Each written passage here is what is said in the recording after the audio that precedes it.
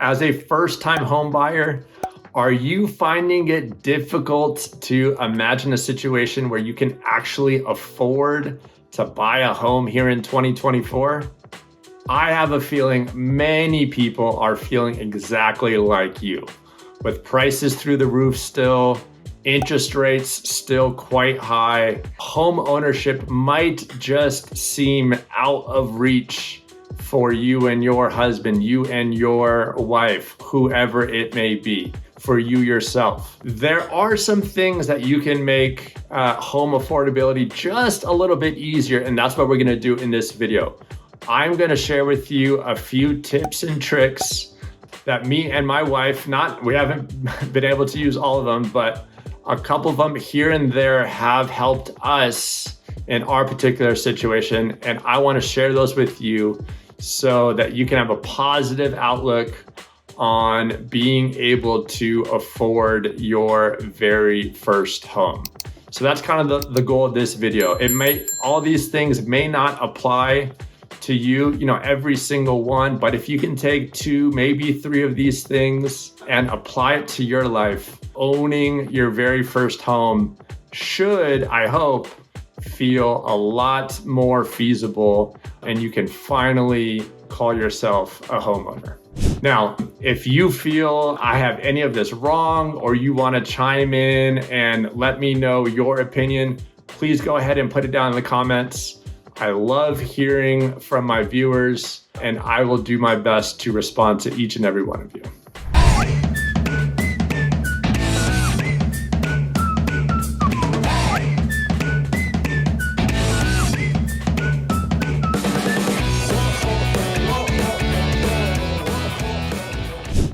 Okay, now let's set the scene. Let's talk a little bit about why affordability is just at an all-time high right now. Now, the first part we're gonna talk about, I'm gonna make it brief because you can't really do much about it. You can't really control what interest rates are doing. And since pretty much March of 2022, the mortgage industry has been experiencing just really, really high rates, right? But there could be some good news, some light at the end of the tunnel. At the end of 2023, the Fed did announce that in 2024, they are making plans to reduce rates. Now, we're already well into 2024, and that hasn't happened quite yet. But as you can see here in this article, the Fed will be meeting 7, 8 more times this year, and hopefully the Fed will decide soon to ease up those rates so Americans can make home affordability just a little bit easier. Okay, now this is the $1 million question right here. When will the Fed cut interest rates? Now, at the end of 2023, everybody got very excited because the Fed announced that there would be 3 consecutive rate cuts coming in 2024. Now, we're well into 2024 and it hasn't happened yet. The good news is inflation, although it's still here, hasn't got any worse. So here are the remaining dates when the Fed will have their meetings for the rest of the year. And in 3 of those, hopefully soon, the Fed will cut rates and thus make affordability just a little bit easier just around the corner. It's still a little bleak, but there seems to be some light at the end of the tunnel. Now, the other factor that you absolutely can control in terms of how much home you can afford is broken down into 3 parts, right?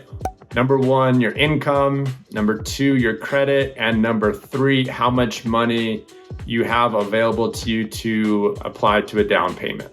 Now, hopefully you've had a job for 2 years, at least you have stable income that you can prove. And hopefully in some cases, stable income that is going to not only continue, but increase as your career moves on.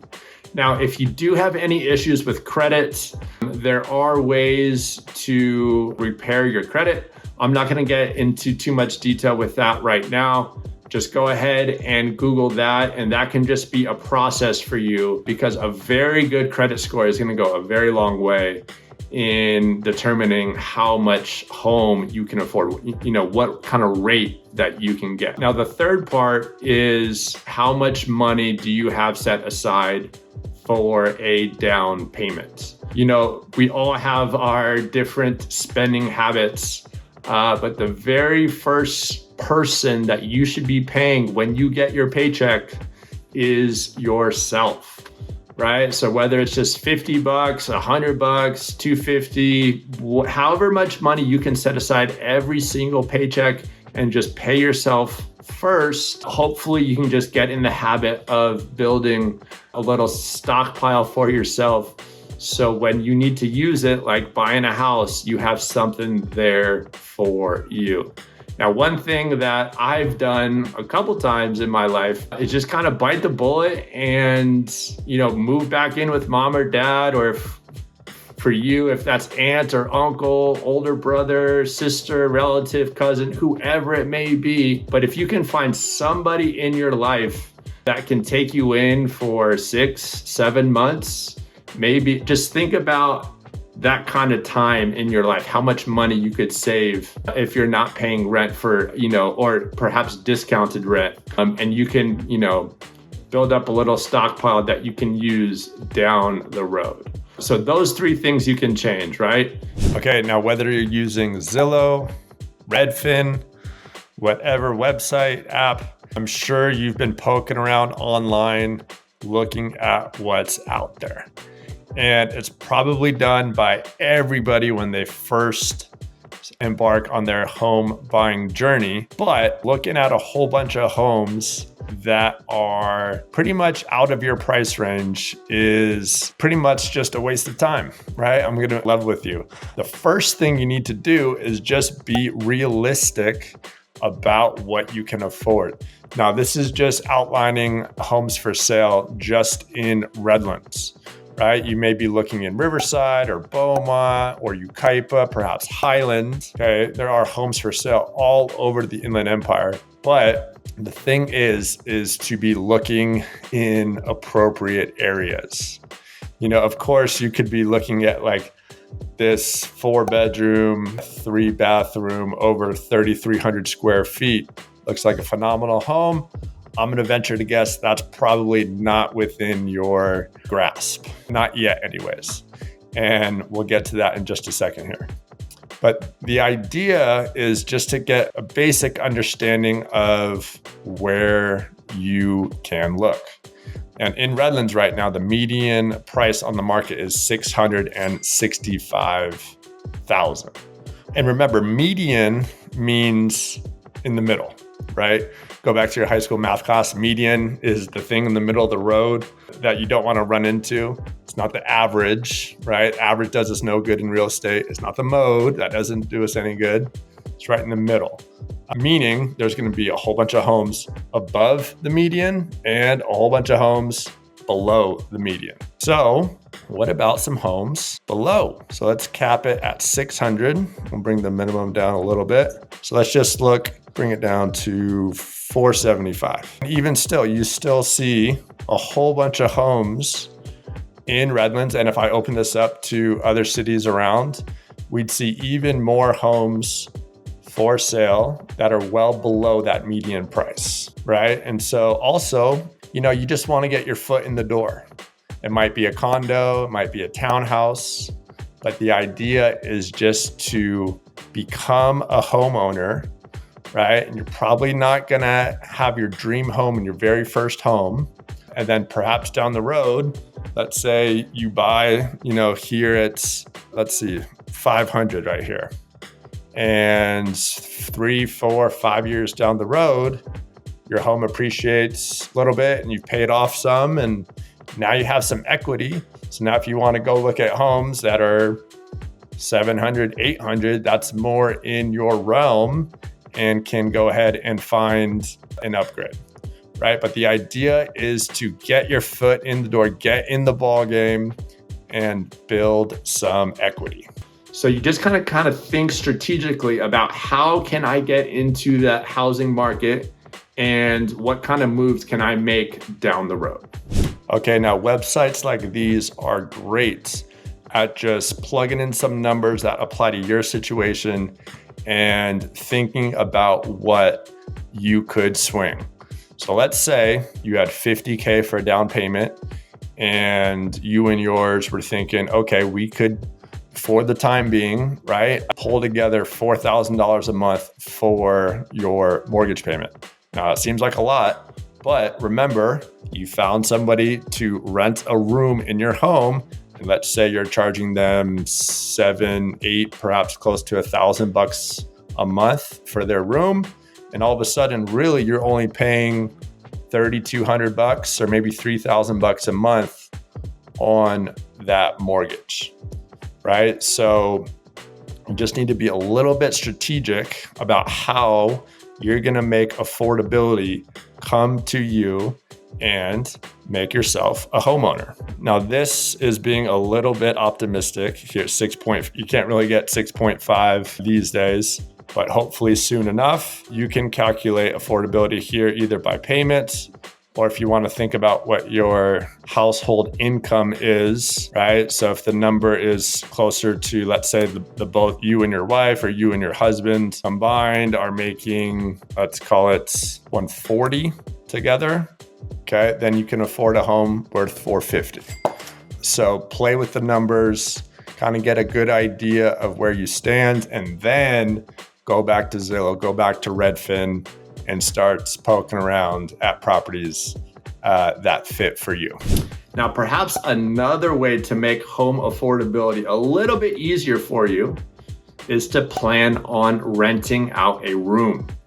Now, whether it's someone personally you know that you want to ask to perhaps come and live with you and rent out your room, or if you want to put it actually online or however you want to do it. But if you can find somebody to rent a room in your house, that's going to make your monthly cash flow, right? Paying your mortgage and all the other stuff you have to pay every month.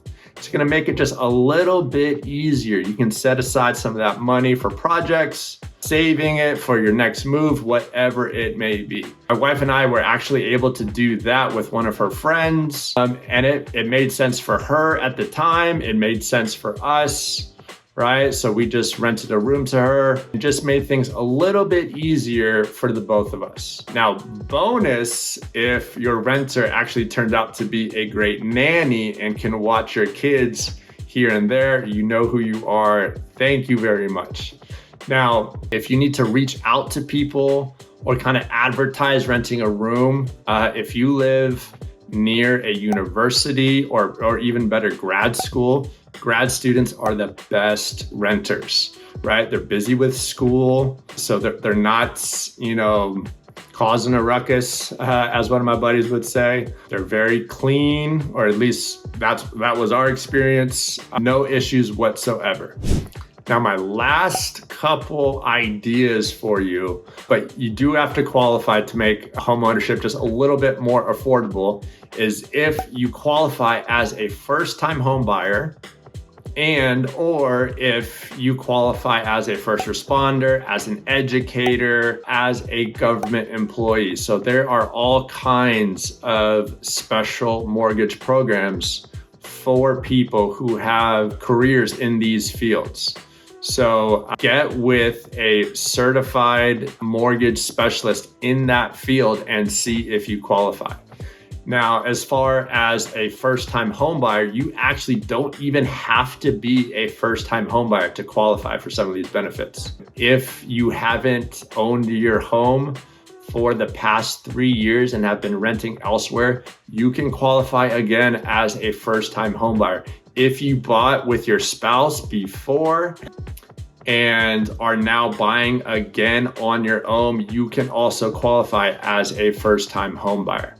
So I want you to have a positive outlook on finding the situation that is going to work for you, right? It's a combination of finding the right property, whether it's a house, a condo, a townhouse, and then also using your situation, your career, your background to make home affordability viable for you. If you are a first responder, an educator, a government employee, there are benefits that you should be able to enjoy and make affordability just a little bit better for you. This hero homebuyer programs have all kinds of special mortgage applications designed specifically for people like you to either assist you in down payment programs or other kinds of monies available through grants. So depending on what you do for a living, obviously you have to qualify. Just Google hero homebuyer programs. You have military service, government employees, like I said, healthcare workers. Obviously that was huge just a few years ago with all the healthcare workers during the pandemic. So there are ways to wiggle around your challenges so that you can become a homeowner soon enough. Now, perhaps the best bang for your buck living in the Inland Empire right now are these brand new homes in Beaumont. Go ahead and click this video right here.